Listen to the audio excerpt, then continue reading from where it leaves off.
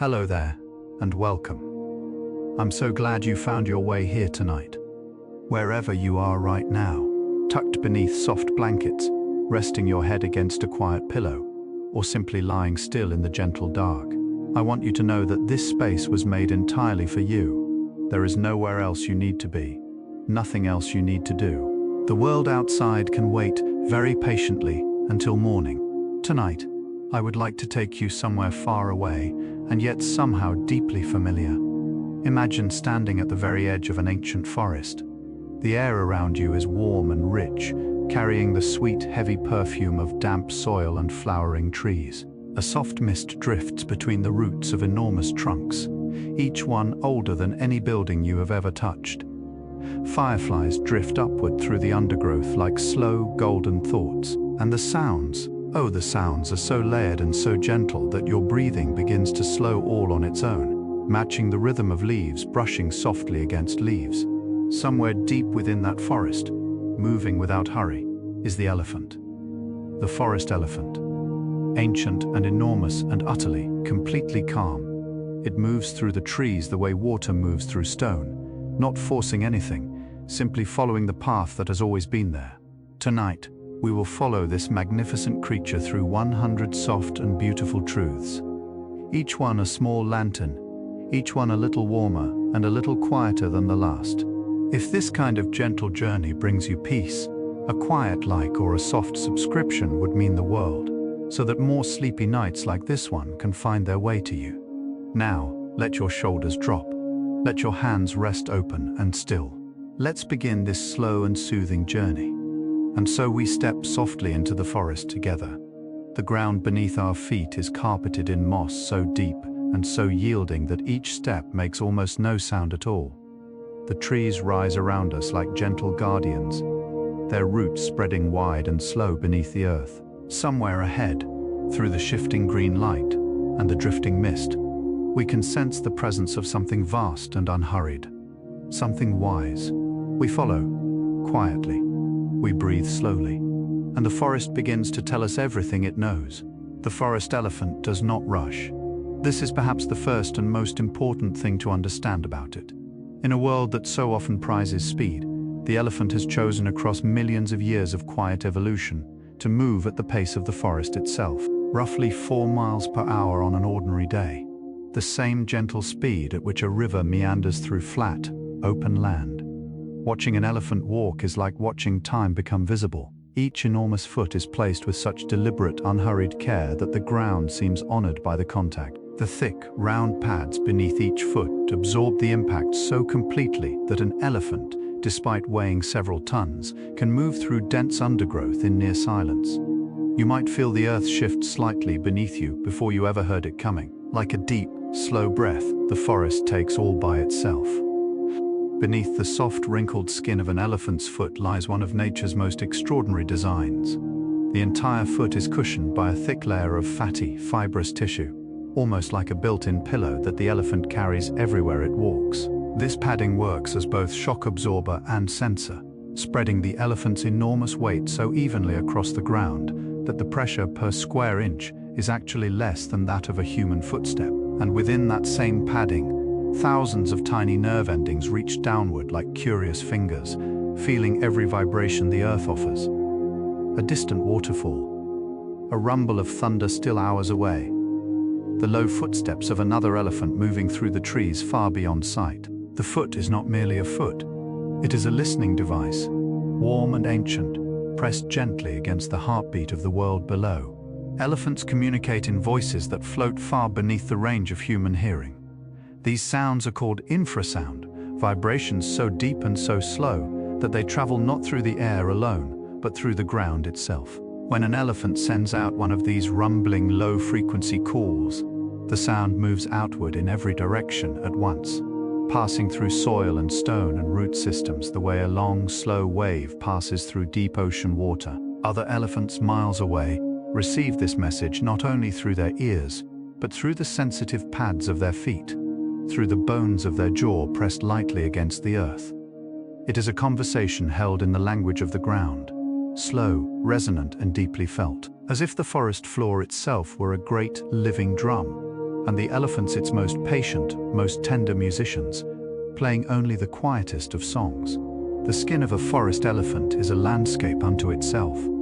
Up close, it looks like the surface of very old, very beautiful bark, folded and creased and mapped with lines that tell the story of every year the animal has lived. And that skin, for all its toughness, is extraordinarily sensitive.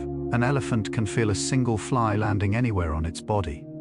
It can feel the direction of a breeze before the surrounding leaves have even begun to stir.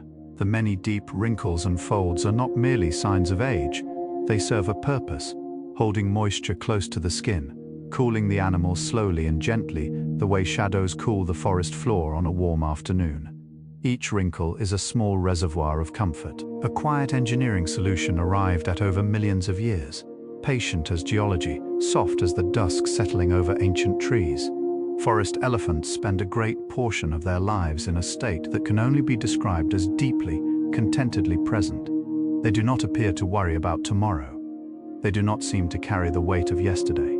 They move through each moment of the forest day fully engaged with what that moment offers. The texture of bark against a shoulder, the coolness of a muddy pool, the exact sweetness of a particular fruit found along a familiar path. Scientists who study elephant behavior have observed that these animals can spend hours in a single location, doing what appears to be nothing more than simply being, standing in dappled light, breathing slowly, perhaps listening to frequencies we cannot hear. There is a word for this quality in certain old languages. It translates roughly as the peace of one who knows they are exactly where they belong. The forest elephant's trunk is perhaps the most remarkable appendage found anywhere in the animal kingdom. It contains no bone, no rigid structure of any kind, only muscle. Nearly 150,000 individual muscle units, all working together in fluid, effortless coordination. With this extraordinary instrument, an elephant can uproot a tree or pick up a single fallen berry from the ground without bruising its skin. It can draw water up from a deep, muddy pool and spray it in a long, cooling arc across its back, or deliver it with the most delicate precision into its own mouth. The trunk can smell water from several miles away, lifting and turning slowly in the air like a question asked very gently of the breeze.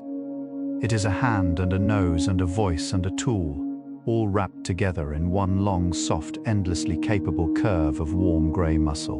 When an elephant drinks, the whole world seems to slow down around it. The great animal approaches the water's edge unhurriedly, reading the surface with its trunk before committing to the act of drinking. A full-grown forest elephant can hold up to 8 liters of water in its trunk at a single draw, more than 2 full gallons lifted gently from river or pool. Then, with a motion that is almost ceremonial in its calm, it curls the trunk inward and releases that water into its waiting mouth. The sound is low and soft, like rain falling on broad leaves. An elephant may drink this way for many minutes, filling itself slowly and completely, the way a deep, quiet lake fills during a long, gentle season of rain. Watching it, you feel your own thirst dissolve, replaced by something more like stillness, more like the deep satisfaction of being wonderfully, completely still. There is something extraordinary that happens when an elephant encounters a mirror for the first time. After a period of calm, curious investigation, touching the surface gently with its trunk, stepping back, approaching again, certain elephants begin to recognize that the image looking back at them is their own reflection. They will use the mirror to examine parts of themselves they cannot normally see, turning slowly, lifting an ear, opening their mouth with what looks remarkably like scientific curiosity. This capacity for self-recognition exists in only a handful of species on Earth. Great apes, dolphins, and a small number of birds among them. It suggests something profound about the inner life of the elephant, a sense of self, an awareness of existing as a distinct being within the world. Lying here now, in the soft dark, you might feel that same quiet awareness, the gentle, warm knowledge of simply being here, present, and peacefully, softly alive. The forest in which the African forest elephant lives is one of the oldest ecosystems on the surface of the Earth. The Congo Basin rainforest has existed, largely unbroken, for millions of years, a vast, green, breathing cathedral of life so complex and so interconnected that scientists are still discovering new species within it every single year. The elephant moves through this ancient world as both inhabitant and architect. Its paths become the trails that smaller animals use. Its feeding creates clearings where new plants grow in the sudden arrival of light. Its dung carries seeds from one part of the forest to another, planting trees it will never see grow tall. The elephant does not know it is doing any of this. It simply lives, fully and completely. And the forest becomes richer for every slow, unhurried step it takes through the ancient breathing green. Elephants have a relationship with time that feels almost philosophical when you sit quietly and consider it. They are among the longest-lived land animals on Earth, with lifespans reaching 60 or even 70 years in the wild. Within that long, slow life, they accumulate a depth of experience and memory that shapes every decision they make. An older elephant knows which paths flood in the rainy season. It knows where the sweetest fruit trees grow, and roughly when they will bear fruit again. It knows the smell of a distant storm, the sound of a healthy waterhole, the particular quality of light that arrives just before the forest cools into evening. This accumulated wisdom is not stored in books or passed through language. It lives in the body, in the feet, in the slow and steady breath of an animal that has paid deep and loving attention to the same beautiful world for decades. The elephant's eye is a deep, dark, luminous thing, set within a frame of long, thick lashes that curve outward, like the fronds of a small fern. Each eye holds a quality of attention that is difficult to describe and impossible to forget once you have seen it. Elephants have relatively poor eyesight compared to many other large mammals. Their world is one experienced primarily through sound and smell and touch rather than sharp visual detail. And yet, when an elephant turns its eye toward you, there is an unmistakable quality of presence in that gaze, a sense of being truly seen. Scientists believe elephants can distinguish individual human faces and remember them across many years. That soft, ancient eye, blinking slowly in the dappled forest light, is not merely looking at the surface of the world. It is reading something deeper, the intention behind the posture, the feeling beneath the face, the quiet truth inside the moment. Rain in the forest elephant's world is not merely weather, it is celebration. When the first drops begin to fall through the forest canopy, each one catching light as it tumbles from leaf to leaf, growing heavier and cooler as it descends, elephants respond with something that can only honestly be called joy. They lift their trunks. They call out in low, rolling rumbles that travel outward through the wet air and the softening ground. Young elephants spin and splash and run in ungainly, delightful circles, while the older animals stand with their heads tilted slightly upward, receiving the rain with a stillness that looks almost like gratitude. The smell of rain on warm forest earth rises around them, that deep green mineral perfume that humans have named petrichor, and the whole forest exhales together, soft and clean and wonderfully, completely refreshed. There is a behavior observed in elephants that researchers have quietly, carefully described as mourning. When an elephant encounters the remains of another elephant, particularly one it knew in life, it does not pass by without acknowledgement. It stops. It reaches out with its trunk and touches the bones with a slowness and a gentleness that is deeply moving to witness. It may stand there for a very long time, in a silence that feels weighted with something real. Elephants have been observed returning to the same remains across many years, touching the same bones, standing in the same contemplative stillness. Whether this constitutes grief in the way we experience it, no one can say with certainty, but it speaks of memory, of recognition, of a tenderness toward those who are gone that feels remarkably, quietly familiar, as if loss in some form is a language spoken gently by many hearts beyond our own. The forest elephant is smaller than its savanna cousin, a fact that surprises many people who encounter it for the first time, where the African bush elephant rises to towering heights on the open grassland. The forest elephant has evolved over millions of years to move through dense, ancient woodland with ease. Its ears are rounder and smaller, its tusks grow downward rather than curving outward, allowing it to navigate between close-growing trunks without catching or breaking. Its body is more compact, more suited to the particular darkness and closeness of the deep forest interior. Every physical difference tells a story of patient adaptation, of a body shaped slowly and lovingly by its environment over immeasurable time. The forest elephant is, in the most literal sense, a creature made by its home. carved gently by centuries of green shadow, root systems, and the particular kind of silence that lives only deep inside ancient trees. An elephant's memory is not a metaphor or an exaggeration. It is a measurable, documented, scientifically observed reality. Elephants have demonstrated the ability to remember specific individuals, both elephant and human, after separations of more than a decade. They recall the locations of water sources visited only once during drought years long past. They recognize the calls of family members they have not heard in years, responding with immediate excitement and what appears to be unmistakable warmth. The part of the elephant brain associated with memory and emotion, the hippocampus, is exceptionally large and richly developed. It is as though the elephant carries within it a vast, beautifully organized library, and every experience lived fully becomes a book placed carefully on those shelves. Not forgotten, not lost, simply resting there, quiet and intact, waiting patiently to be useful again someday when the world asks the right question. Deep within the forest, there are paths that have been walked by elephants for so many generations that the ground itself has changed shape around them. These ancient trails, worn smooth and wide by the passage of countless enormous feet across hundreds, perhaps thousands of years, are called elephant roads by the people who live alongside them. They follow the most efficient routes between water and food and shelter, navigating the terrain with an intelligence that feels almost architectural.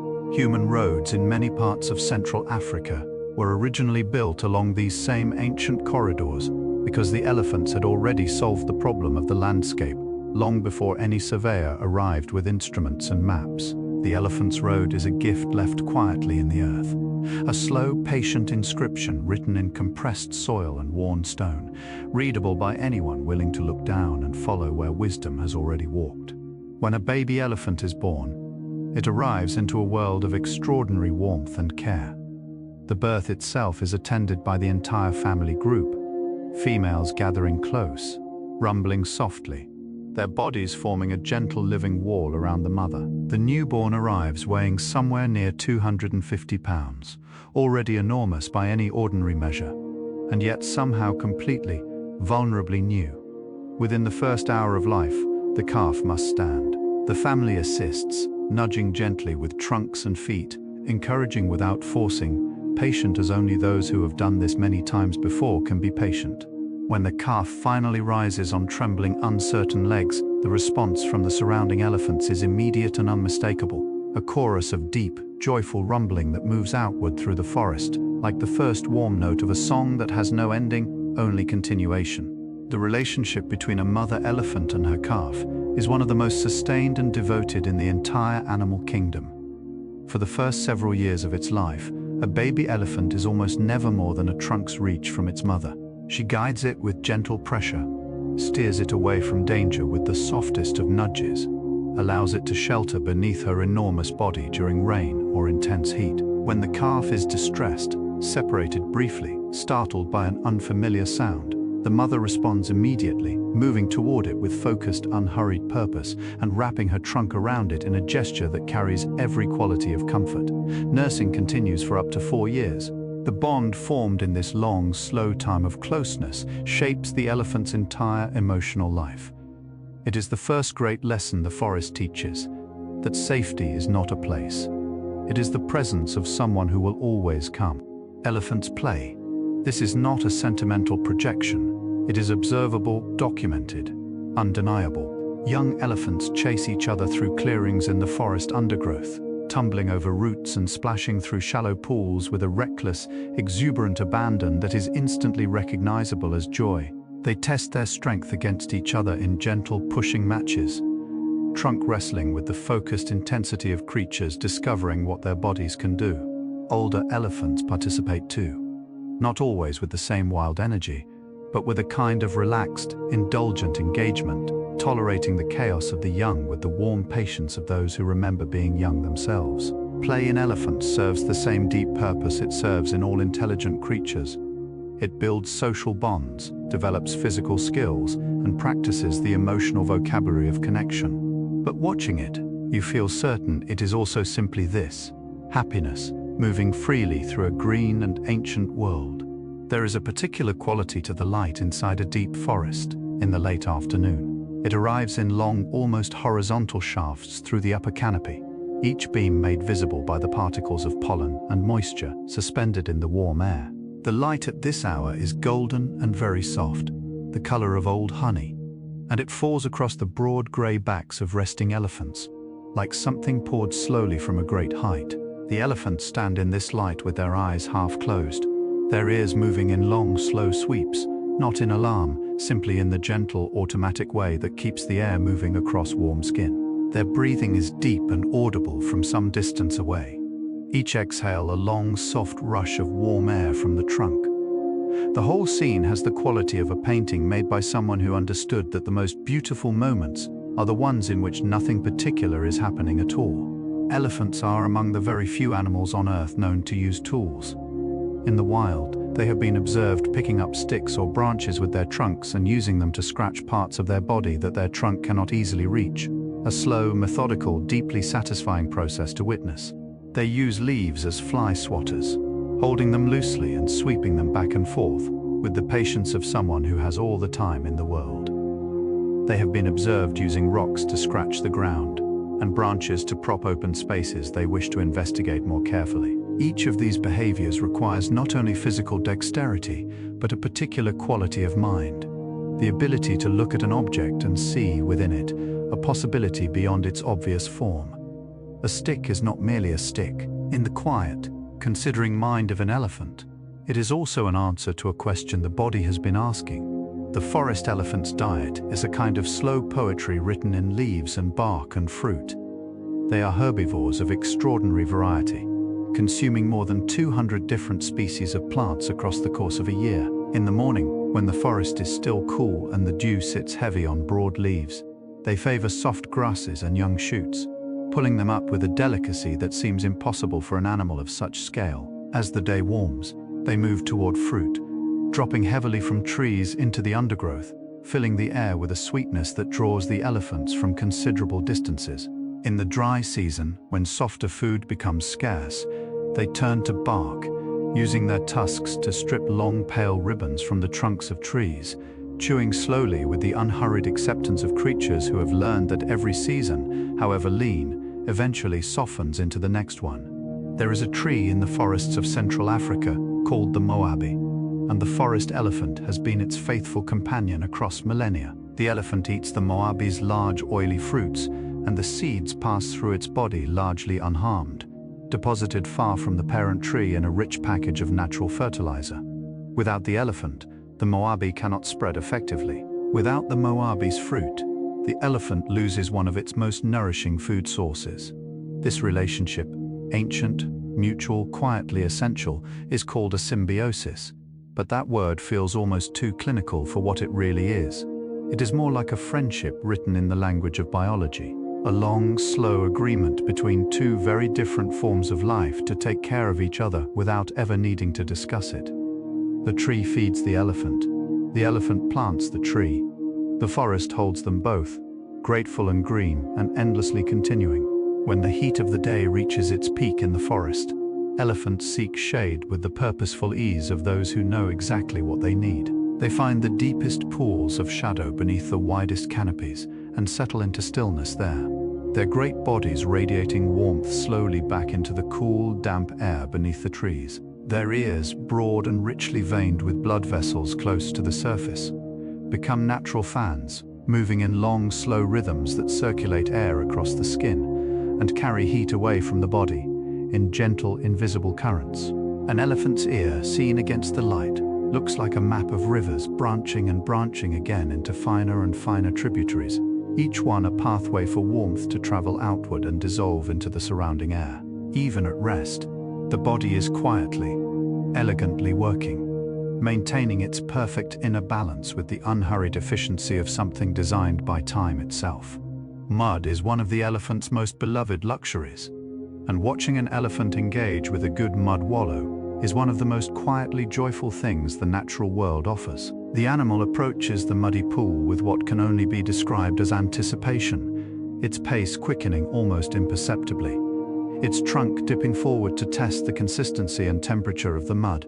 Then, with a slow and deliberate collapse that sends a wide, soft wave outward across the surface.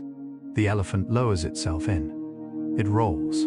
It coats itself from trunk to tail in thick, cool, mineral-rich mud that will dry on its skin like a second layer, protecting it from insects and sunburn for hours afterward. The expression on a mud-bathing elephant's face, if one is permitted to describe it that way, is one of complete, uncomplicated, deeply inhabited contentment. The kind of feeling that needs no words, the kind that lives entirely in the body, slow and warm and whole. The social structure of a forest elephant herd is built around the oldest female, a matriarch whose decades of accumulated experience make her the living memory of the group. She is not the largest or the loudest.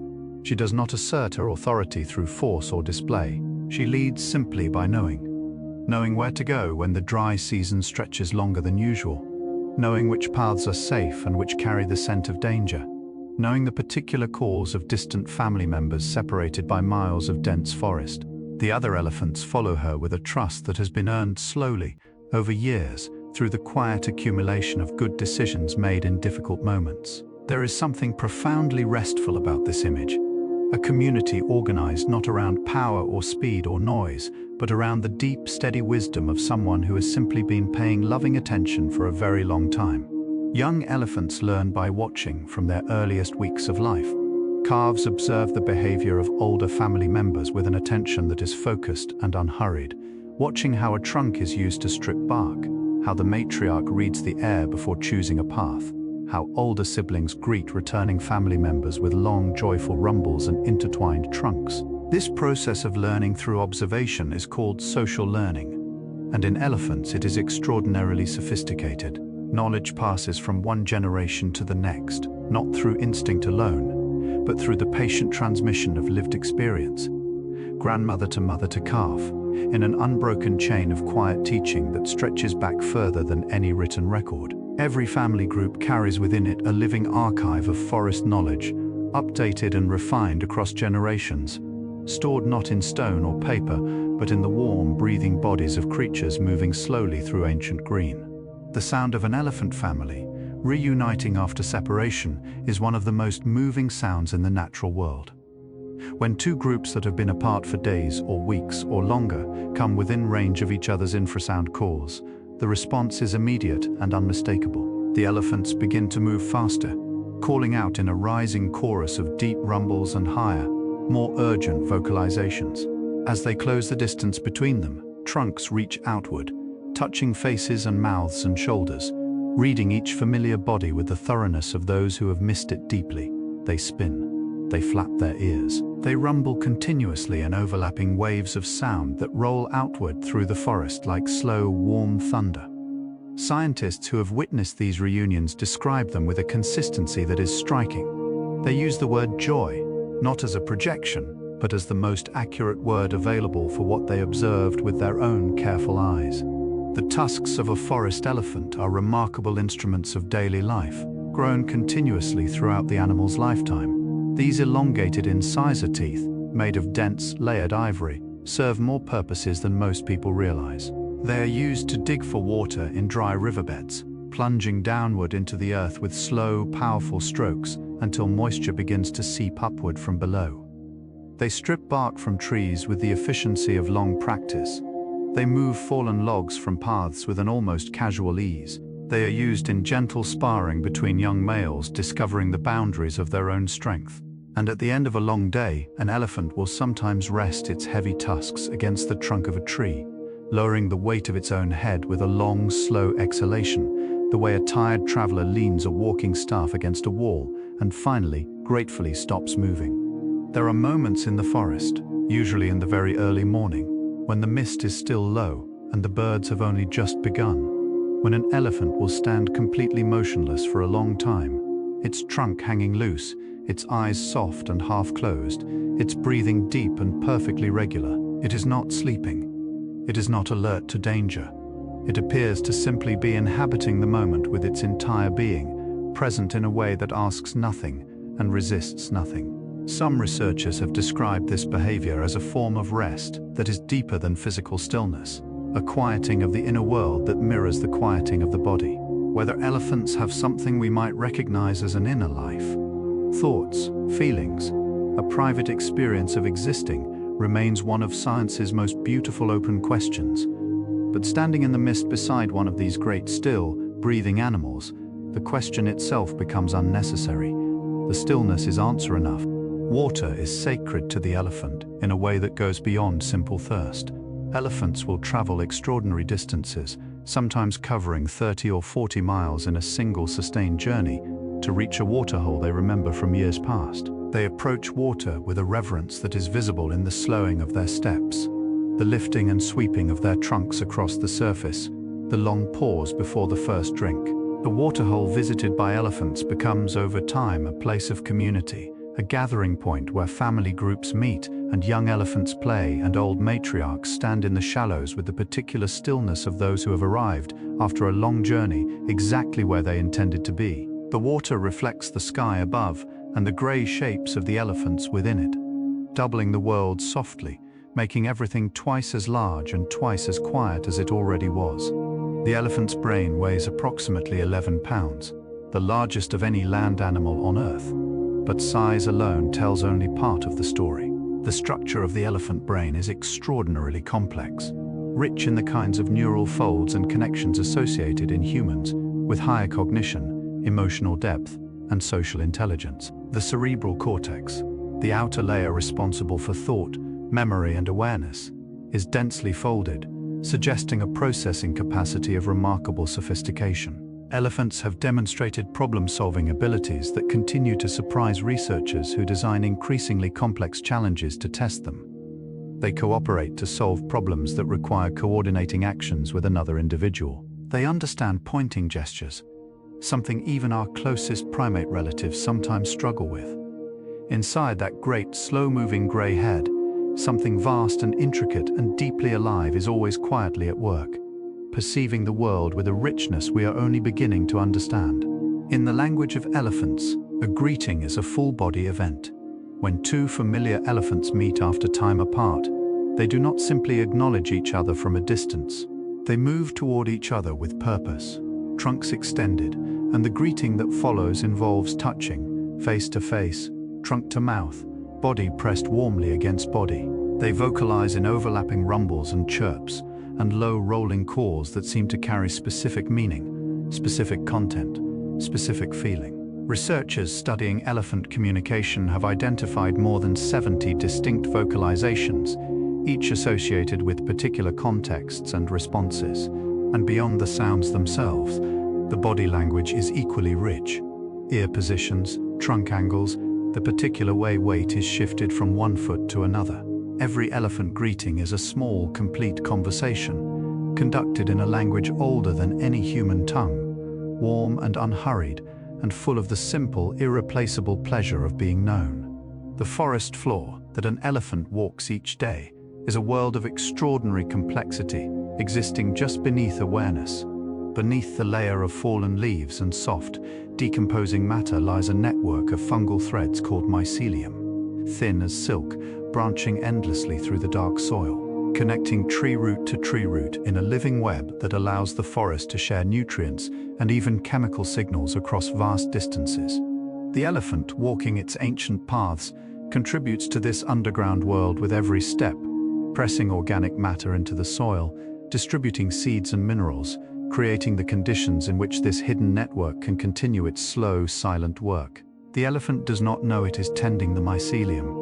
The mycelium does not know it is being tended, and yet the relationship between them is real and old, and the forest above, green and breathing and alive, is its visible result. Elephants have been observed engaging in what researchers carefully describe as artistic behavior. In certain settings, elephants given brushes and paint have produced images with a degree of intentionality that is genuinely difficult to dismiss, returning to the same canvas, adding deliberate marks, pausing to examine their work with what looks remarkably like consideration. Whether this constitutes art in the fullest sense, whether there is aesthetic experience behind it, a felt response to beauty, remains an open and genuinely fascinating question. But the capacity itself points towards something important. The elephant mind is not merely a survival machine. It is something more curious, more open, more drawn toward the world for reasons beyond necessity. It reaches toward the unfamiliar. It engages with novelty. It appears to find something in the act of making marks upon a surface that is worth returning to, again and again, in the long and quietly remarkable hours of its day. There is a phenomenon that occurs in the forest during the deep hours of the night that very few human eyes have ever witnessed.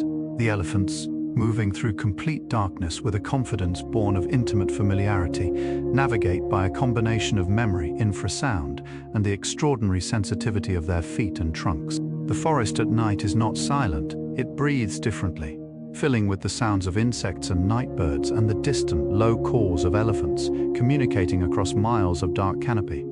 The elephants move through all of this with an ease that speaks of total belonging. They know every route, every depression in the path, every place where the ground softens near a hidden spring. The darkness is not an obstacle to them. It is simply another version of the forest they have always known, the same beloved world, wearing its quieter, cooler, more intimate clothes. The gestation period of an elephant is the longest of any land animal on Earth, 22 months. Nearly 2 full years of slow, patient becoming before a new life arrives in the world. During this time, the mother carries her calf through dry seasons and wet ones, through long migrations and quiet forest days, through every experience her body lives. The calf develops slowly and completely, its enormous brain growing and organizing itself in the warm dark, preparing for the complexity of the social and sensory world it will enter. 22 months is a long time to wait. It is a long time to prepare, but the result of that long, unhurried preparation is a creature born with a degree of awareness and social readiness that is extraordinary among newborns. The elephant takes its time becoming, and what it becomes in that long, patient dark is something the world is genuinely richer for receiving. Salt is a treasure in the deep forest, and elephants know exactly where to find it. Across the Congo Basin, there are clearings called bays, open, swampy areas where mineral-rich water seeps upward from deep within the earth. Elephants travel to these places from great distances, drawn by the memory of the particular taste of mineral-laden soil and water. At a bay, the social world of the forest elephant becomes briefly visible. Animals from different family groups gathering in the same open space, moving around each other with a careful, negotiated courtesy, each one focused on the slow, deliberate business of consuming the minerals their bodies need. The bay is one of the few places where forest elephants can be observed from a distance, and researchers who have spent time watching these gatherings describe the same quality in all of them, a kind of focused, purposeful peace, like a community assembled around something genuinely worth sharing. The relationship between elephants and certain trees goes so deep that the trees themselves have evolved in response to it. The so-called elephant apple tree produces fruit specifically sized and structured for consumption by elephants. Too large for most other animals to swallow whole, its seeds designed to survive the long journey through an elephant's digestive system and emerge ready to germinate in the rich, warm soil where they land. The tree has been waiting for the elephant. The elephant has been expecting the tree. This co-evolution, two entirely different forms of life shaping each other slowly across millions of years of shared existence, is one of the most quietly astonishing stories the natural world contains. It speaks of a patience and an interconnection that extends so far back through time that the beginning of it is lost in an age before any human was present to observe it. Two old friends, neither of whom remembers meeting. When the rains finally arrive after a long dry season, the transformation of the forest happens so quickly it seems almost impossible. Within days, the parched ground softens and darkens. New shoots push upward through the leaf litter with a determined, tender urgency. The air fills with the smell of living water and activated earth, that deep green mineral richness that arrives only when rain meets soil that has been waiting a very long time. The elephants respond to this transformation with their whole bodies. They range more widely, eating with a leisurely abundance, their movements loosening and slowing as the heat breaks and the forest fills again with coolness and green. There is a quality in their behavior during these first days of rain that feels deeply familiar. The particular ease of a body that has been tense for a long time, finally gratefully letting go. The forest exhales, the elephants exhale with it. Everything softens together, all at once. The elephant's sense of smell is the most sophisticated of any land animal yet studied. Where a human nose contains approximately 6 million olfactory receptors and a dog's nose around 300 million. The elephant possesses nearly 2,000 olfactory receptor genes, more than any other creature so far examined by science. With this extraordinary instrument, an elephant can detect water sources from distances of nearly 12 miles. It can identify individual elephants by scent alone, distinguishing family members from strangers with immediate certainty. It can smell the approach of rain hours before the first cloud appears on the horizon. Lifting its trunk and reading the shifting air with the calm, practiced attention of a reader turning pages in a beloved book. The world for an elephant is written primarily in scent, a vast, layered, continuously updating text of extraordinary richness, available only to those patient and sensitive enough to read it slowly. There are old stories told by the people who have lived alongside forest elephants for generations. Stories that describe the elephant as a keeper of ancient roads, a guardian of hidden water, a being whose movements through the landscape carry meaning for those willing to pay attention. In many Central African traditions, the elephant is associated with wisdom, longevity, and the kind of authority that comes not from force but from deep, accumulated knowledge. Elders are sometimes described as elephants, slow-moving, long-remembering, essential to the community's survival in ways that are not always immediately visible. These stories are not merely poetic. They encode genuine ecological knowledge, observations about elephant behavior and habitat use, accumulated across hundreds of generations of careful, respectful watching. The elephant has been a teacher for as long as humans have been students, and the curriculum it offers is always the same: patience, memory, and the irreplaceable value of knowing your place in the world deeply and well. The act of sleeping is, for an elephant, a more complex and fascinating thing than it might initially appear. Elephants sleep far less than most large mammals, only 3 to 4 hours in every 24, and often in 2 or more separate periods rather than one long, unbroken rest. For much of this sleep, they remain standing, their legs locked by a passive stay apparatus that holds them upright without muscular effort, their great heads drooping slightly, their breathing deepening into long, slow rhythms. Only occasionally, perhaps once every several days, will an elephant lie fully down to sleep, entering a deeper stage of rest that may involve something resembling dreaming.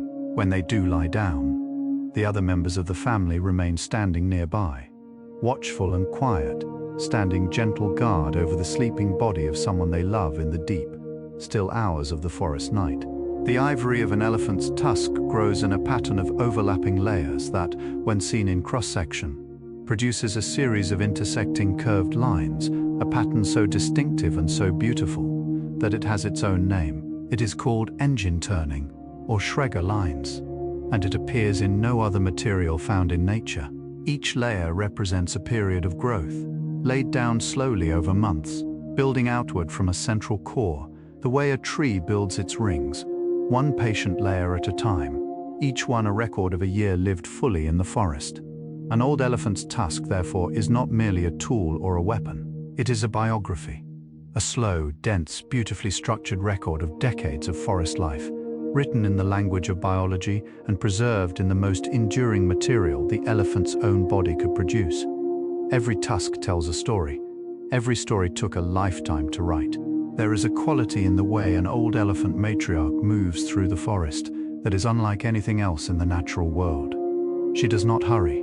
She has learned across 50 or 60 years of living that hurrying rarely improves anything. She chooses her paths with a consideration that appears almost architectural, reading the landscape ahead with her trunk, pausing at intersections to gather information from the air, occasionally standing perfectly still for several minutes before continuing in a direction that, told a human observer, might seem arbitrary, but invariably proves to be exactly correct. The family follows her with a trust that is total and unquestioning, not because they have been told to, but because they have watched her be right again and again across the entire span of their lives. She carries them all forward through time, slowly, surely, reading a map that exists only in her body, navigating by the accumulated compass of everything she has ever known. The forest elephant's skin, though it appears uniformly grey from a distance, is in fact a constantly changing canvas of color and texture.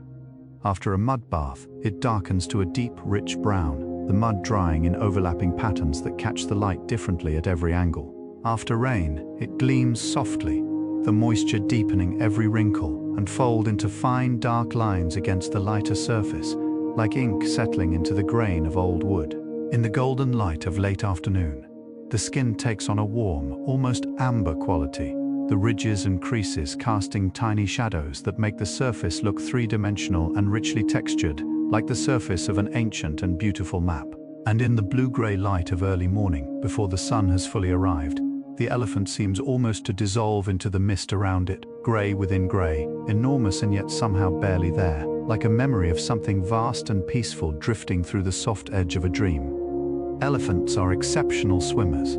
Despite their enormous bulk, or perhaps in some sense because of it, they take to deep water with a confidence and an ease that surprises those who witness it for the first time. Their large bodies are naturally buoyant, their fat providing both insulation and flotation, and they use their legs in a slow, powerful paddling motion that moves them through the water with steady, unhurried efficiency. The trunk is held above the surface, functioning as a natural snorkel, an arrangement so effective that elephants have been observed swimming for hours at a stretch, crossing rivers and even open stretches of ocean between islands.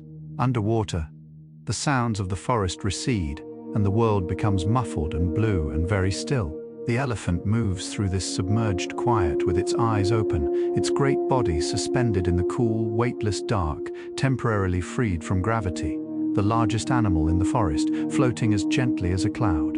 The calls that elephants make to each other span an extraordinary range. From the very deepest infrasound rumbles, felt more than heard, to higher chirps and squeaks, and the long resonant trumpet call that most people recognize immediately as the sound of an elephant.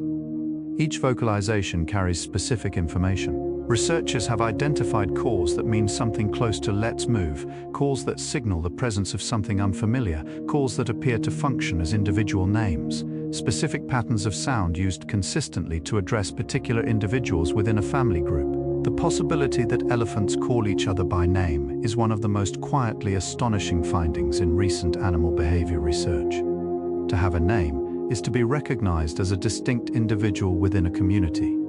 To use a name is to acknowledge that recognition. In the deep forest, in the dark, across miles of ancient trees, elephants are reaching out through the earth and the air to say, "I know you are there. I know exactly who you are."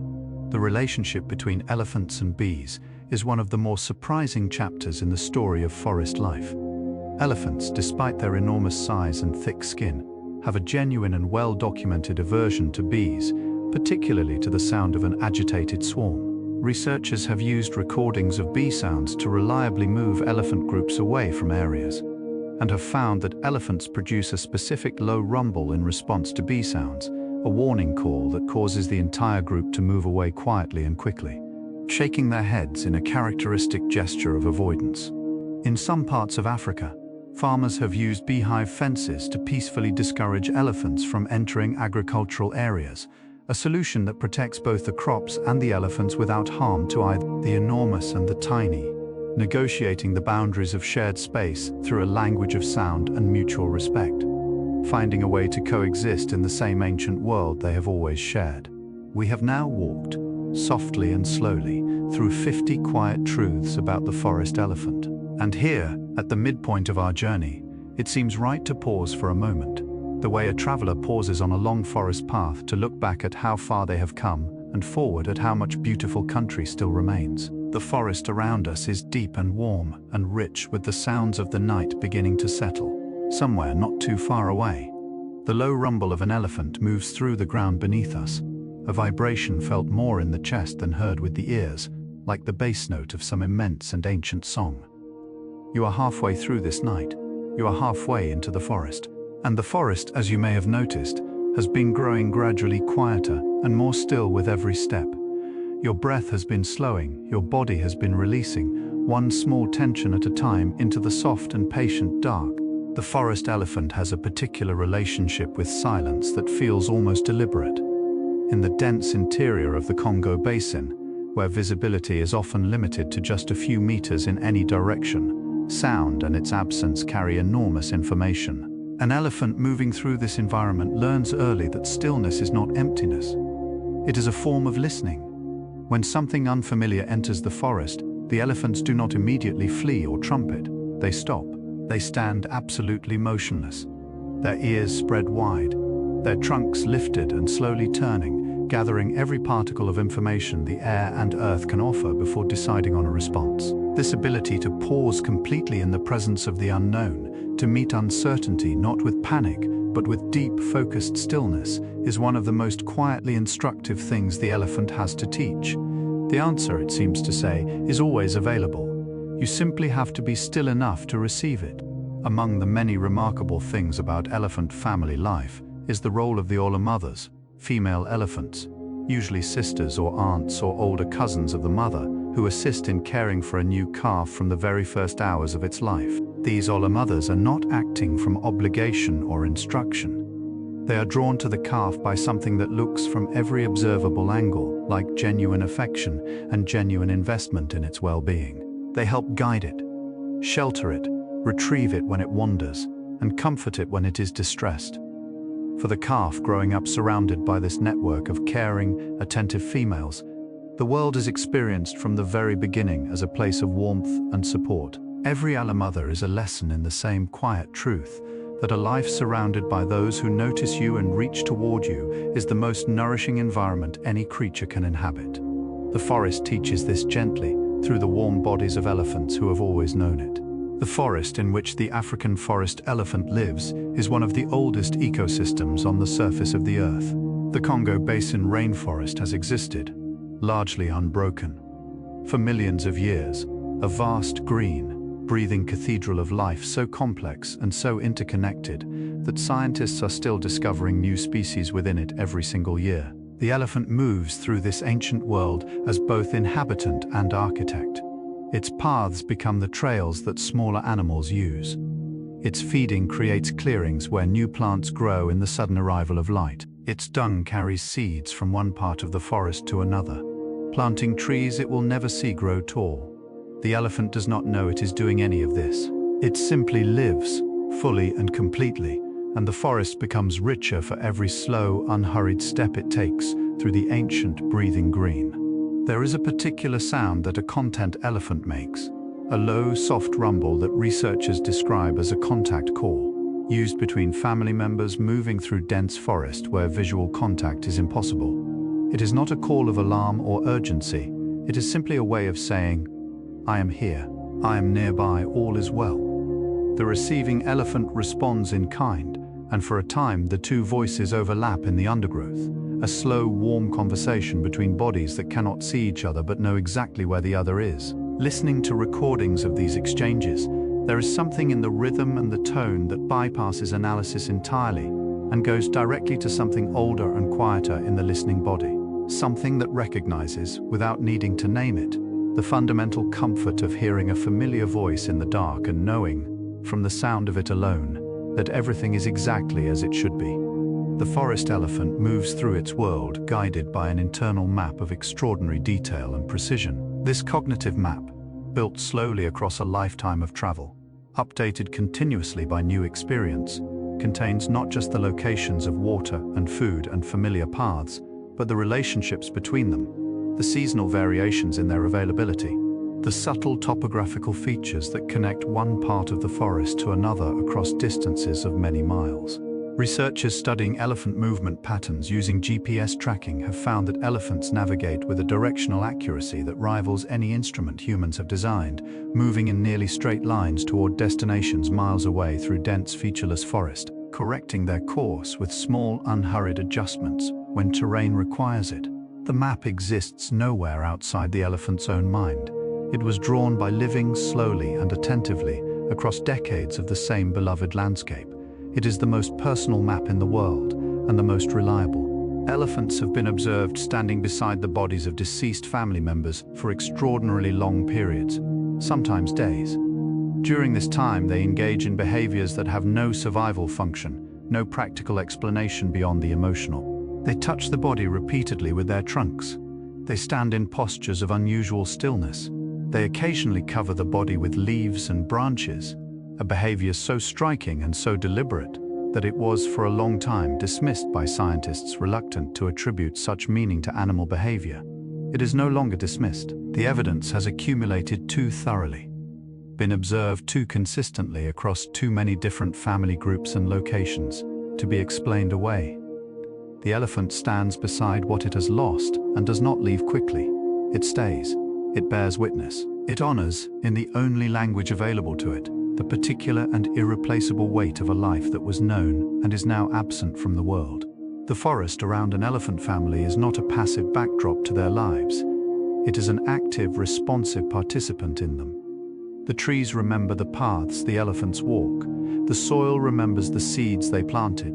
The waterholes remember the tusks that dug them open. And the elephants, in turn, remember the forest with a fidelity that is almost devotional, knowing its moods and seasons, its wet and dry faces, its sounds at dawn and at midnight, and in the strange, flat quiet of midday heat. This reciprocal remembering forest and elephant, each shaped by the other across millions of years of shared existence, produces a relationship so deep and so mutual that separating one from the other is not merely difficult but genuinely harmful to both. The forest without its elephants begins slowly to simplify, to lose the diversity and dynamism that the great grey gardeners provided simply by living their long, full, unhurried lives within it. Baby elephants are, by any honest measure, among the most endearing creatures the natural world produces. They arrive in the world with an almost comical excess of skin, wrinkled and loose, as though ordered several sizes too large, waiting for the body within to grow into it over the coming years. Their trunks, still unfamiliar and not yet fully under conscious control, swing and flop in front of them in ways that suggest the calf is still in negotiation with this extraordinary appendage, still working out exactly what it is for and how to operate it with any reliability. They trip over roots.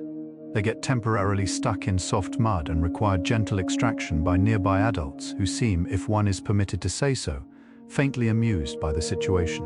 All of this, the looseness, the clumsiness, the enthusiastic incompetence of early life, is simply the beginning of a process that will take decades to complete and will result in something magnificent. The light in the forest changes every hour, and the elephants are exquisitely attuned to these changes in a way that shapes the rhythm of their entire day. In the cool blue of early morning, they move and feed actively, taking advantage of the lower temperatures to cover ground and consume the dew-softened vegetation that the night has refreshed. As the light warms toward gold, and then toward the bright white of midday, their pace slows and their movements become more selective, choosing shade, seeking water, resting in the deep shadows of ancient trees. And as the afternoon light softens again toward amber, and the forest begins its long, gradual shift toward evening, they become active once more, feeding in the long shadows, moving through a world gilded and warm and slowly releasing the heat of the day into the cooling air above the canopy. The elephant's day is a conversation with light, responsive, unhurried, and perfectly timed. There is a grove deep within the forest, where the trees grow so tall and so close together that the canopy above forms an almost unbroken ceiling of green. In this place, the air is different, cooler, damper, filled with the particular quality of stillness that belongs only to spaces that have been undisturbed for a very long time. The elephants know this grove. They return to it in the hottest weeks of the dry season, standing within its shade with their eyes soft and their breathing slow, their great bodies radiating warmth gently into the cool air around them. The trees in this grove are older than any human memory of the forest. Their roots go down so deep that they draw water from sources far below the reach of drought. Standing among them, even the elephant, enormous, ancient itself, a kind of living monument, seems held by something larger and older than itself, resting within a patience that has no beginning and no end. The elephant's ear serves purposes far beyond hearing. Each ear is a complex multifunctional structure, a cooling system, a communication device, a social signal, and an emotional barometer all at once. When an elephant is calm and content, its ears hang loosely at its sides, swaying in a slow, pendulum rhythm with each step. When it is curious, one or both ears extend forward and outward, expanding the animal's acoustic field and giving it a wider, more receptive profile. When it is alarmed, the ears spread wide and flat, maximizing both hearing and the visual impression of size. And when an elephant is engaged in close, affectionate contact with a family member, the ears are often held in a particular soft, half-spread position that researchers have come to associate consistently with positive social interaction. The ears, in other words, are a continuous and honest broadcast of the elephant's inner state, a slow, large, beautifully readable weather report of the emotional life within. Elephants have been observed engaging in cooperative behavior of remarkable sophistication, working together to solve problems that neither could resolve alone. In one well-documented series of experiments, pairs of elephants were presented with a platform loaded with food, accessible only by pulling two ends of a rope simultaneously. If one elephant pulled alone, the rope simply slipped through the rings and the platform remained out of reach. The elephants learned quickly that the task required coordination, waiting for their partner to be in position before pulling, adjusting their timing to match the other's movements. What struck researchers most was not just that the elephants solved the problem, but how they solved it. With patience, with attention to the other individual, with what appeared to be a genuine understanding that the outcome depended on both of them acting together. Cooperation in the elephant's world is not a strategy. It is simply the natural expression of a mind that has always understood itself as part of something larger. The sound of rain on broad tropical leaves is one of the most consistently soothing sounds the natural world produces.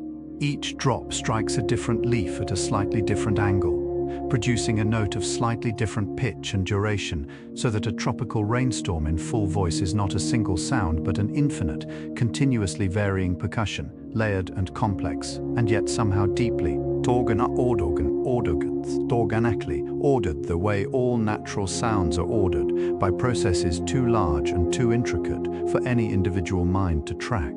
The elephants stand in this rain with their heads slightly bowed, their skin darkening as it absorbs the water, steam rising faintly from their backs as the cool drops meet warm flesh. The sound surrounds them completely above, below, in every direction at once, and they are still within it, utterly still. The way you are still now, perhaps, with the sounds of this night surrounding you, holding you gently in their soft and continuous arms. In the study of animal cognition, there is a concept called theory of mind, the ability to understand that other individuals have their own thoughts, feelings, and perspectives, distinct from one's own. It is considered one of the more sophisticated cognitive capacities, present in humans and in varying degrees in a small number of other species. Elephants show strong evidence of possessing it. They have been observed altering their behavior in ways that demonstrate an awareness of what another individual can and cannot perceive.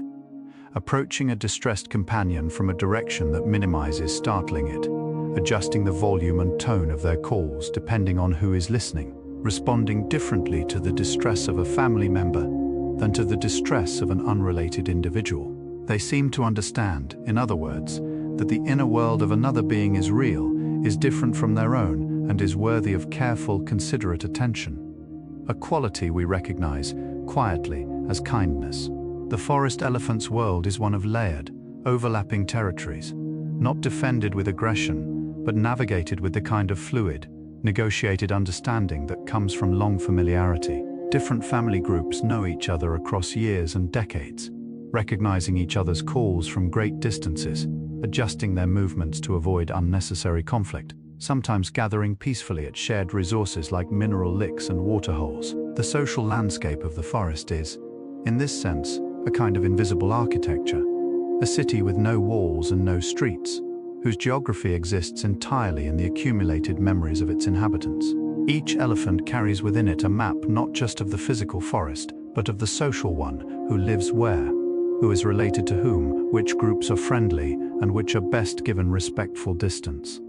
The forest is not empty space between trees. It is a densely inhabited, intricately organized community, ancient and self-regulating, held together by nothing more and nothing less than memory and mutual recognition. There is a behavior that researchers have termed displacement activity, something done not because it is necessary in the moment, but as a way of managing inattention or uncertainty. Elephants engage in displacement activities that are immediately recognizable, suddenly focusing intently on eating when a social situation becomes ambiguous, or beginning to scratch against a tree trunk during a moment of social uncertainty, pulled or picking up and putting down the same object several times without apparent purpose. These behaviors are so familiar in their form and function that observing them in elephants produces a particular quality of recognition, the feeling of seeing something of yourself reflected in a very different face. We too reach for familiar comforting actions when the world feels temporarily unclear. We too find steadiness in small habitual movements when larger things feel uncertain. The elephant, reaching for a branch it doesn't need, is doing something as old and as human as any gesture we know. The Congo Basin forest, home to the forest elephant, is sometimes called the second lung of the earth, second only to the Amazon in its capacity to absorb carbon dioxide and release oxygen into the atmosphere. It is a living climate system, a breathing engine of atmospheric regulation that affects weather patterns and air quality across the entire African continent and beyond. The forest elephants are essential to its health by dispersing seeds, creating clearings that allow new growth, maintaining paths that prevent certain areas from becoming impenetrably dense, and contributing the steady input of organic matter that feeds the soil's vast microbial communities. The elephants are active participants in the forest's ability to breathe. Remove the elephants, and the forest slowly changes, becomes less diverse, less dynamic, less capable of the full range of ecological functions it currently performs. The elephant is not merely a resident of this great breathing forest. It is one of the reasons the forest breathes at all. Young male elephants, as they approach adolescence, begin a gradual process of separation from their birth family, spending more time at the edges of the group, then ranging further afield, then eventually departing to join the loose, fault-shifting associations of other young males that exist on the periphery of female family territories. This separation is not abrupt or traumatic.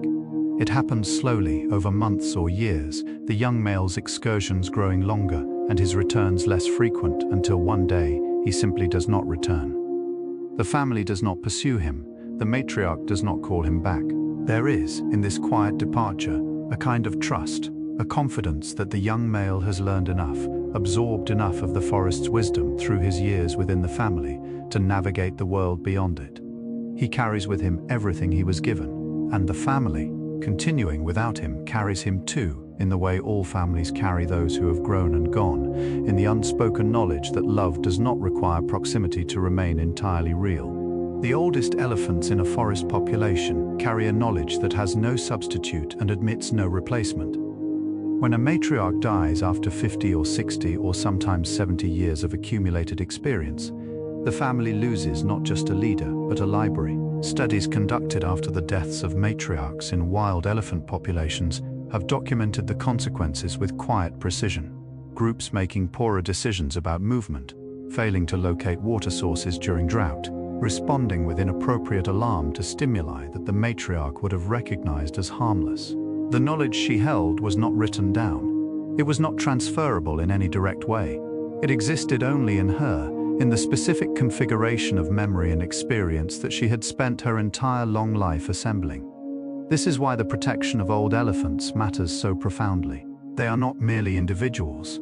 They are the living memory of their communities, and when they are gone, something irreplaceable goes with them into the quiet earth. There are moments in the forest when everything seems to hold its breath at once. The birds go quiet. The insects pause their endless conversation. The leaves hang motionless in air that has suddenly become perfectly still. And in this unexpected silence, if you are patient and fortunate, you might become aware of a presence, a vast grey shape, materializing slowly from between the trees, moving with such complete and unhurried ease that it seems to have been there all along, simply becoming gradually visible to eyes that needed time to adjust to the scale of what they were seeing. The elephant emerges from the forest the way a thought emerges from sleep, not arriving from somewhere else, but simply becoming present in the awareness of the one receiving it. It was always there. You simply grew still enough, and quiet enough, and open enough to finally notice. And noticing it, you feel something shift softly in your chest, a loosening, a deepening, a welcome settling toward rest. The must cycle in male elephants is one of the most dramatic physiological phenomena in the mammal world. a period of heightened hormonal activity during which testosterone levels rise to concentrations many times above normal, and a distinctive secretion flows from glands on either side of the face. During must, males become more active, more vocal, more intensely focused on locating and competing for females. But between these periods, the mature male elephant is among the most placid and unhurried of all large animals, ranging widely through the forest in a slow, contemplative solitude, feeding with leisurely thoroughness, resting in long afternoon shadows with the particular ease of a creature that has, for the moment, nothing to prove and nowhere urgently to be. The bull elephant at rest is an image of such complete, uncomplicated contentment that it seems to radiate outward from it like warmth from a stone that has been lying all day in gentle sun. The relationship between elephants and water goes beyond drinking and bathing. It extends into something that looks, from the outside, very much like pure pleasure. Elephants wade into rivers and lakes with an enthusiasm that increases visibly as the water deepens around them. They submerge themselves completely, rolling and turning in the cool water, blowing bubbles through their trunks, surfacing with a slow, heavy grace that sends sheets of water cascading from their broad backs in the sunlight. Young elephants body surf in gentle river currents, allowing the water to carry them downstream before swimming back to do it again. They splash each other with gleeful imprecision. They lie on their sides in the shallows and allow the current to move over them in long, cool, continuous caresses. Water, for the elephant, is not merely a resource. It is a destination, a reward, a place where the body is held by something larger than itself, and the world, for a while, becomes wonderfully simple and wonderfully cool. The forest elephant's contribution to the carbon cycle of the Congo Basin has been calculated by researchers, and the numbers are genuinely remarkable. By promoting the growth of large, long-lived hardwood trees through seed dispersal, each forest elephant contributes to the sequestration of carbon in quantities that some estimates place at the equivalent of several hundred tons over the course of a lifetime. The large trees that elephants help plant and maintain are disproportionately effective at storing carbon compared to smaller, faster-growing species, their dense wood locking away atmospheric carbon for centuries in every trunk and branch and root system. The elephant, simply by eating fruit and walking slowly through the forest for 60 or 70 years, performs a service to the atmosphere of the entire planet that no human technology has yet been able to replicate at comparable scale, comparable cost, or comparable elegance. The great grey gardener, tending a garden the size of a continent, one unhurried step at a time. We have arrived quietly and without hurrying at the three-quarter point of our journey through the forest.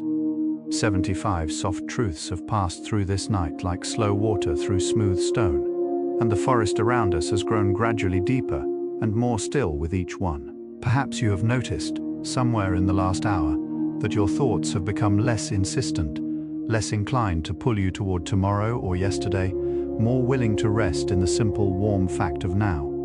This is what the forest does, if you let it. This is what the elephant teaches, simply by being what it is. Unhurried, present, magnificently at ease within its own existence. There are 25 more quiet truths still to come, each one a little softer than the last, each one a little more like the feeling of a body completely surrendering to the surface beneath it. The forest continues. The elephant moves, slowly, through the deep and breathing green. And you, beloved listener, are almost home. In the deepest hours of the forest night, when the moon is high and the mist has settled into the low places between the roots, the infrasound network of the elephants reaches its greatest range.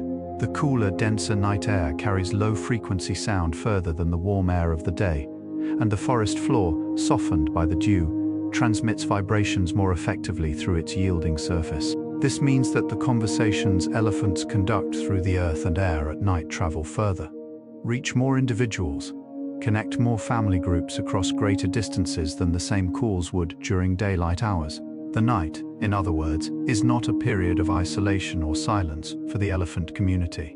It is the time of greatest connectivity, a nightly expansion of the social world into the surrounding darkness, a slow, resonant, reaching outward through the cool earth toward every familiar voice within range, saying softly and continuously into the deep dark, "I am here, we are here, all is well, The way an elephant greets a newborn calf, that it is meeting for the first time, is one of the most tender interactions the animal world offers. The approaching elephant, aunt, grandmother, older sibling, slows as it nears the calf, extending its trunk with a care that is almost ceremonial in its deliberateness. The trunk reaches forward and touches the calf so gently, along the back, across the face, beneath the chin, that the contact seems less like touching and more like a question being asked and answered at the same time. Who are you? You are ours. You are known.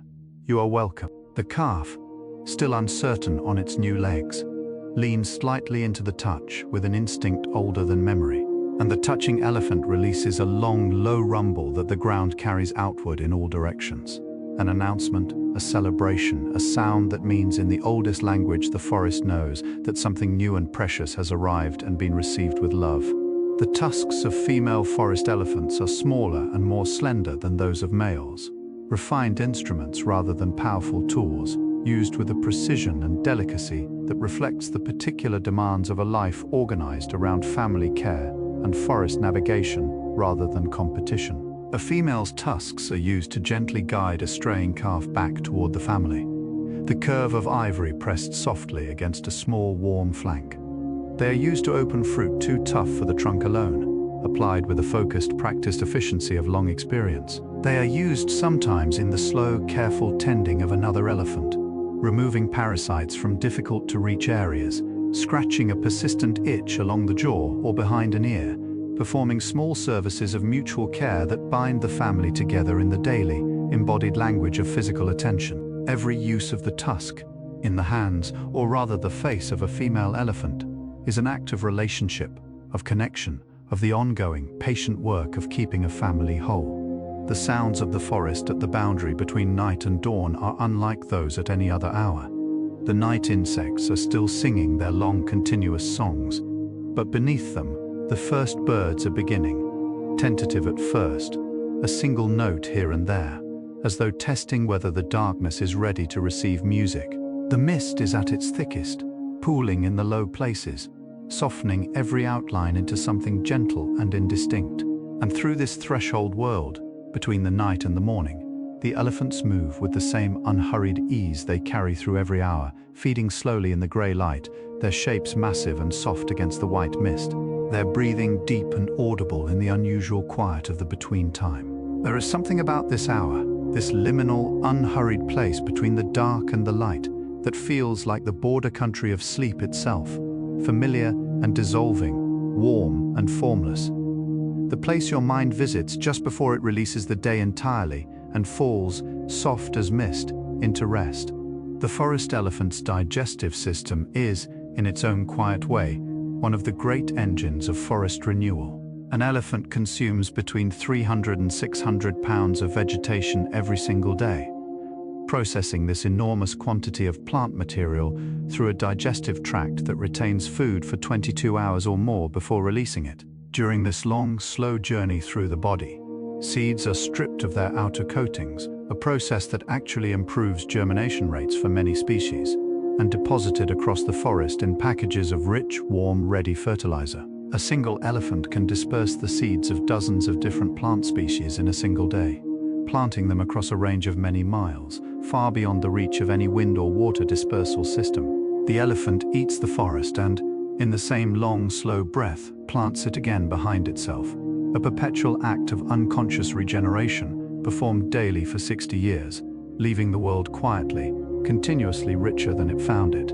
There is a quality to the silence between elephant rumbles that carries as much meaning as the calls themselves. Researchers studying elephant communication have noted that the pauses, the spaces between vocalizations, are not empty but structured, patterned in ways that suggest they form part of the communicative content, rather than simply separating it. An elephant listening to a distant call does not respond immediately. It processes. It stands still, its attention focused inward for several seconds or even minutes, as though reading carefully before composing a reply. And when the response comes, it arrives shaped by that period of quiet consideration, calibrated, measured, appropriate to what was received. This attentiveness to silence, this willingness to let a pause be full rather than rushing to fill it, is perhaps the most elegant aspect of elephant communication. The space between the words, it turns out, is where much of the meaning lives. In the forest, as perhaps in all conversations worth having, silence is not the absence of communication. It is its most refined form. The forest elephant's feet, those extraordinary sensing and cushioning instruments, leave prints in the soft forest soil that tell detailed stories to those who know how to read them. The size of the print indicates the size, and therefore the approximate age of the animal. The depth indicates its weight and the speed at which it was moving. The pattern of prints tells whether the animal was alone or part of a group, whether it paused here or moved through without stopping. Researchers and trackers can determine, from a set of prints, the direction of travel, the composition of the group, and sometimes even the emotional state of the animal. A startled elephant's prints show a sudden deepening and widening as weight shifts abruptly backward, while a relaxed animal's prints are even and regular, each one placed with the same unhurried, confident precision. The forest floor is a continuous record, written in the soft language of compressed earth, of every life that has passed through it. The elephant's signature, left in every step, is unmistakable. Among the many forms of communication available to elephants, touch may be the most fundamental and the most constant. From birth, the elephant's world is organized around physical contact. The reassuring pressure of a mother's flank, the exploratory touch of a trunk against a face, the gentle leaning of one body against another during rest. As the elephant matures, touch remains central to its social life. Greeting rituals involve sustained physical contact. Comfort is offered through the pressure of a trunk laid across a companion's back. Reassurance is given through the simple act of standing close, body warmth shared across the small space between two large warm animals in the cooling forest night. Studies of elephant groups have found that individuals who receive more affiliative touching, more of these small, voluntary, unglamorous acts of physical connection, show lower levels of stress hormones in their blood. The body knows what the mind sometimes forgets, that to be touched gently and regularly by those who wish you well is one of the most stabilizing forces available to any social creature. The great trees of the Congo Basin forest, the ones the elephants have been planting and tending across millennia, have their own relationship with time that dwarfs even the elephant's long lifespan. Some of the largest hardwood trees in the forest are estimated to be 500 years old or more, their trunks wider than several people could encircle with their arms, their roots penetrating so deeply into the earth that they tap water tables lying far below the surface of any drought. These trees have witnessed the passage of countless elephant generations, have felt the pressure of tusks against their bark, the scratch of rough elephant skin against their trunks, the vibration of infrasound calls passing through their root systems from the ground below. They have shaded elephants and fed them and sheltered them from rain. And the elephants have planted them and watered them and protected the forest conditions in which they could grow, slowly for 5 centuries. The oldest relationship in the forest is also the quietest and also the most enduring.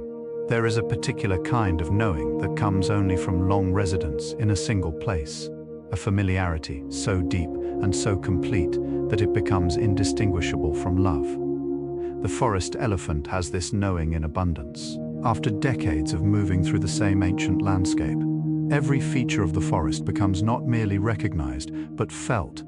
The particular give of certain soil underfoot, the specific quality of light that arrives through a gap in the canopy at a certain hour, the exact pitch of the wind through a particular stand of trees that signals a change in the weather still hours away.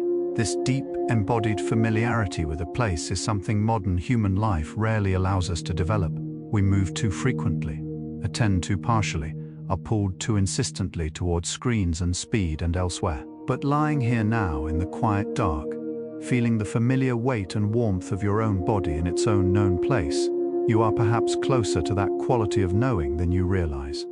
This room, this bed, this particular silence, deeply, completely yours. The phenomenon of elephant empathy has been documented with increasing richness and specificity over recent decades.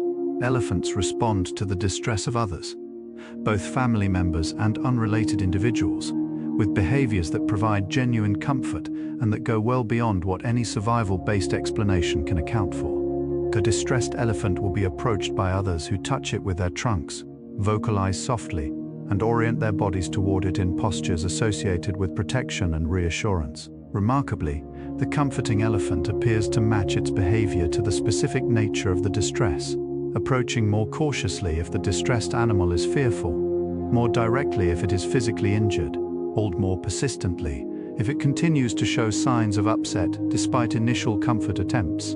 This calibrated, responsive, other-focused behavior, this capacity to perceive suffering in another and be moved to act on that perception, is what we mean in our most careful moments when we use the word compassion.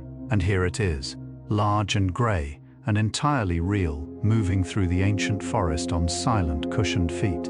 The forest at full night is a world of extraordinary acoustic richness. The canopy above holds the sounds in, reflecting them back downward, layering them, creating a sonic environment of remarkable complexity that the elephants navigate with practiced ease. Frogs call from every pool and puddle in overlapping, rhythmic choruses. Insects produce continuous walls of sound that shift in pitch and intensity with the temperature and the hour.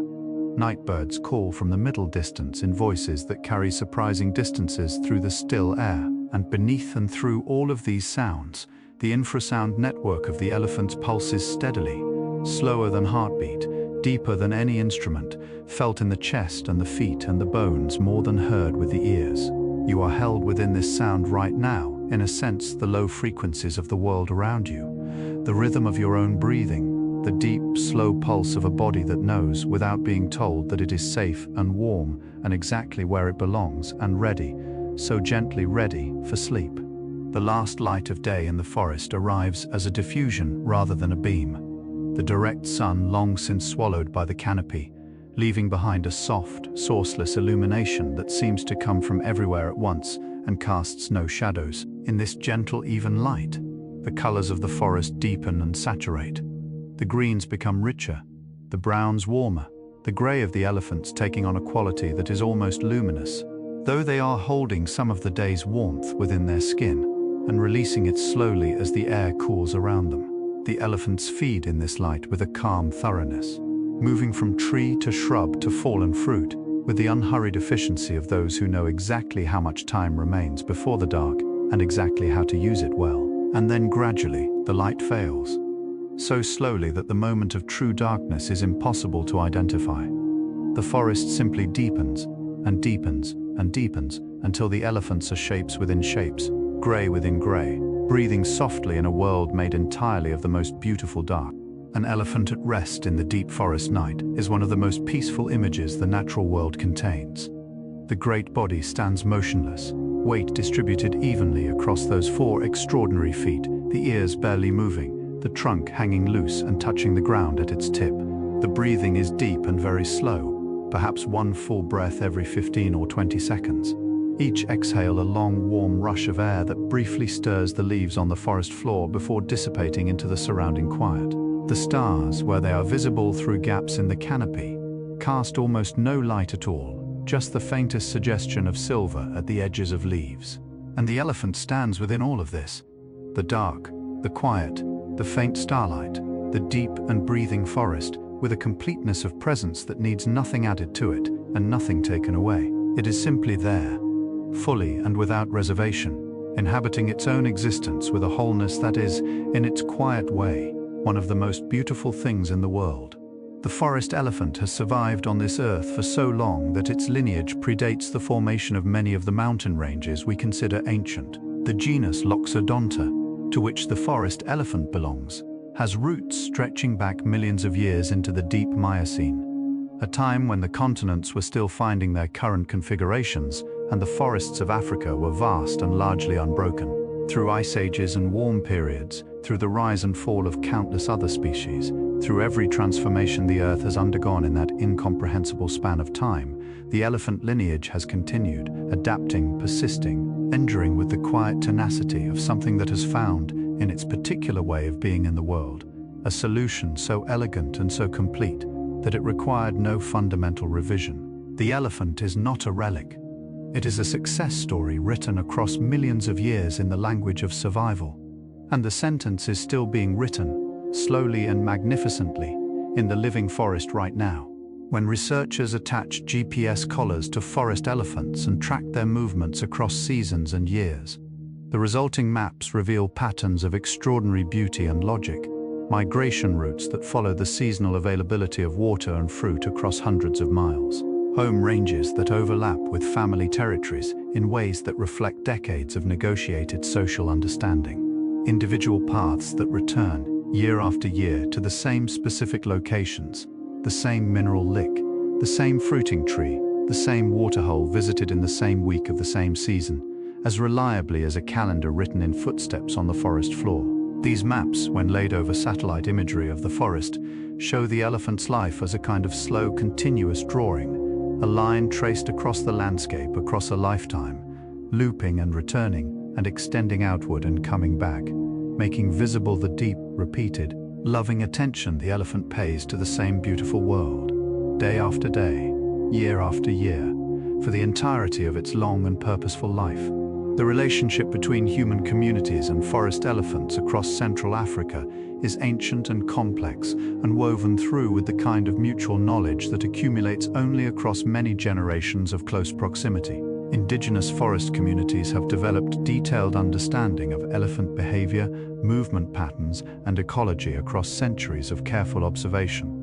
Knowledge that in many cases surpasses what Western science has only recently begun to document. The Baka people of the Congo Basin, for example, have names for specific elephant behaviors, specific calls, specific individual animals known across generations of the same human family. They know which plants the elephants favor in which seasons.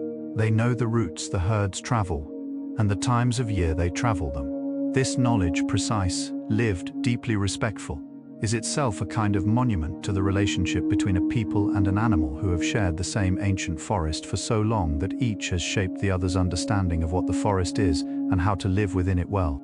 The forest is never truly still, even in the deepest hours of the night. Beneath the surface of apparent quiet, an immense and continuous activity proceeds, roots growing imperceptibly through the dark soil, fungi digesting the fallen leaves of 1,000 trees, water moving through the root systems of the great hardwoods in long, slow columns drawn upward by the chemistry of transpiration, seeds germinating in the warm, dark insects, completing the patient work of decomposition. And through all of this invisible, ceaseless activity, the elephant stands in its pool of bodily warmth and breathes slowly in and out, its feet in contact with the living surface of a world that is working, always working, with the same quiet dedication that the body uses to maintain itself through the hours of sleep. Your own body is doing this right now, breathing without instruction, repairing without conscious direction, maintaining with extraordinary competence and complete reliability the warm and living miracle of you. Trust it as the elephant trusts the forest, completely, without reservation. There is a concept in ecology called a keystone species, an organism whose influence on its environment is disproportionately large relative to its abundance, and whose removal would cause the ecosystem to collapse or fundamentally change. The forest elephant is among the most clear and well-documented keystone species on Earth.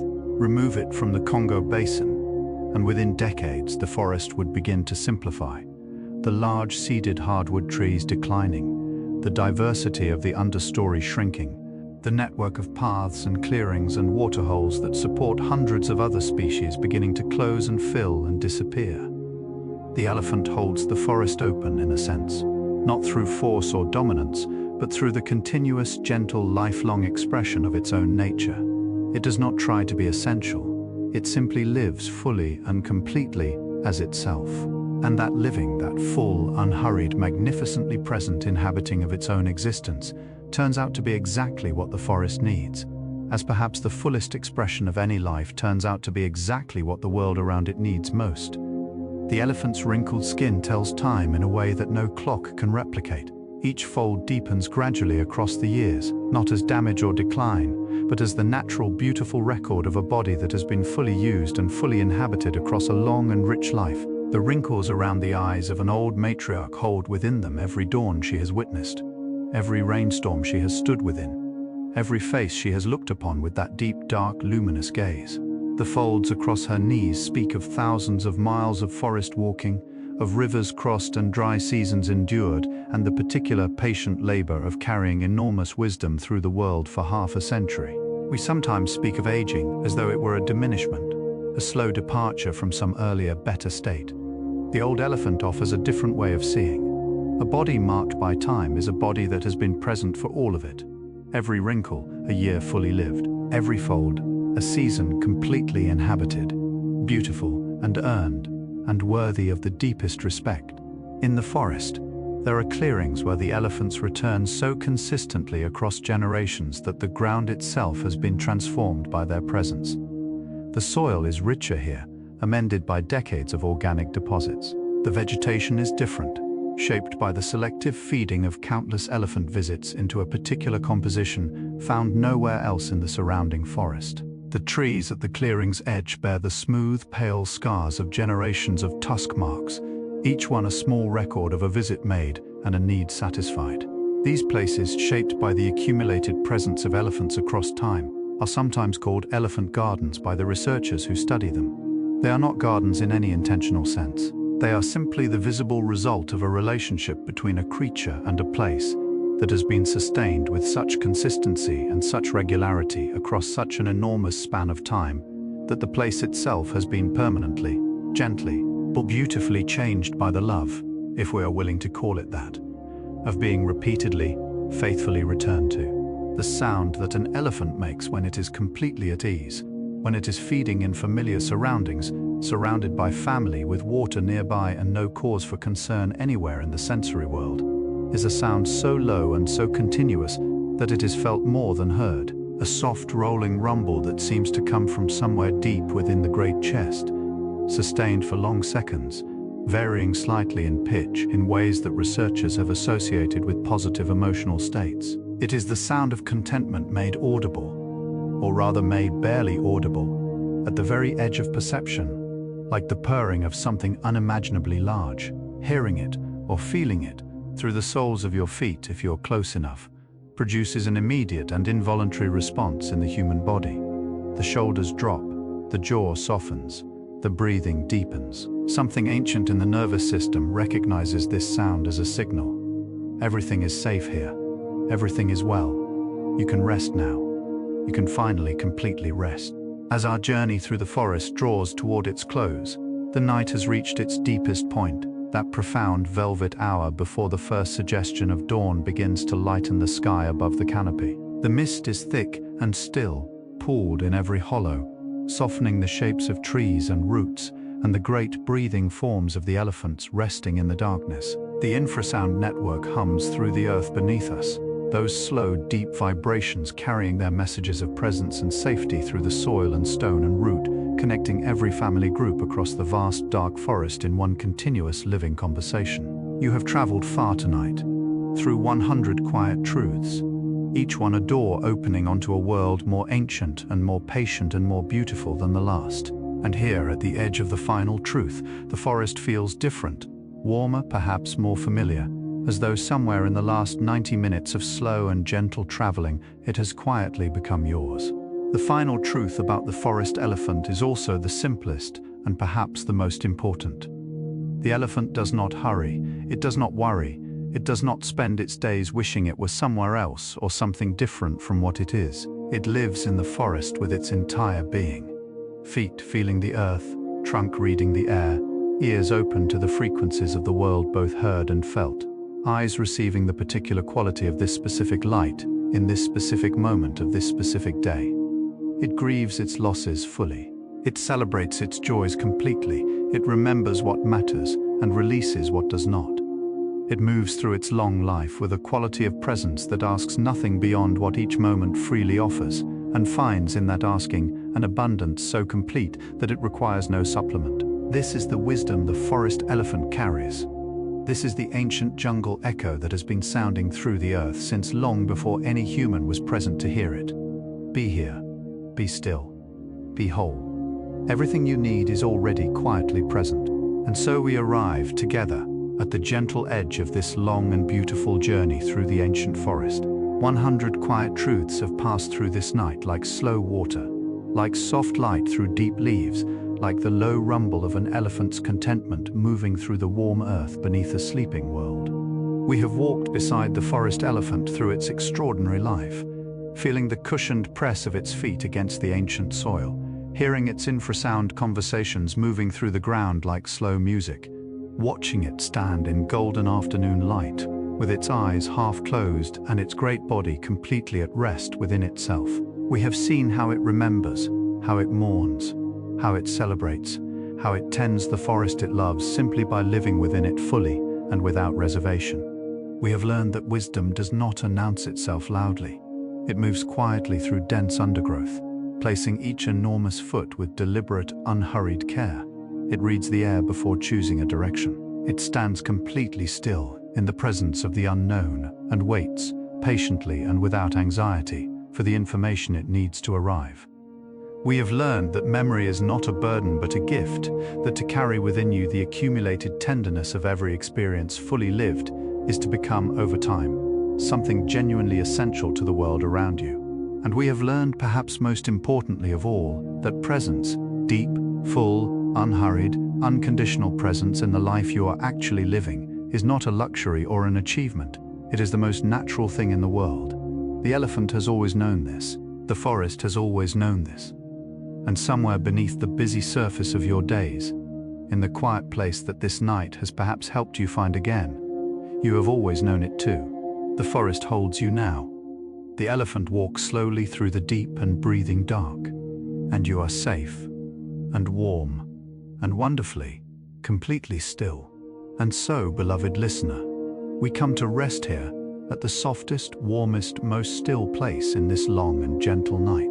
The forest around you is breathing. You can feel it, perhaps if you are quiet enough, that slow, green, ancient exhalation that has been moving through the trees since long before any of us arrived to notice it.